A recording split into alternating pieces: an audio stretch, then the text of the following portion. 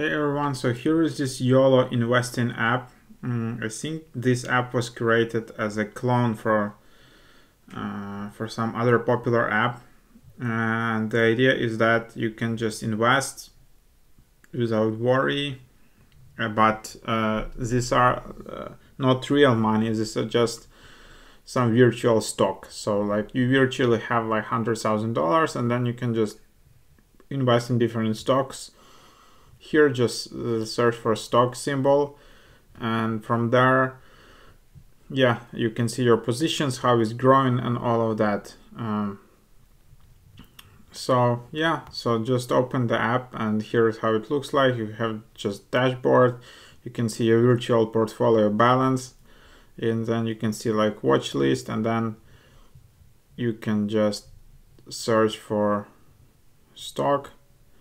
If you want to buy it, then you can see the stock performance, you can favorite it, and then you can sell, and then you can just tap buy, and that's how it works. But for some reason this app is crashing, but yeah,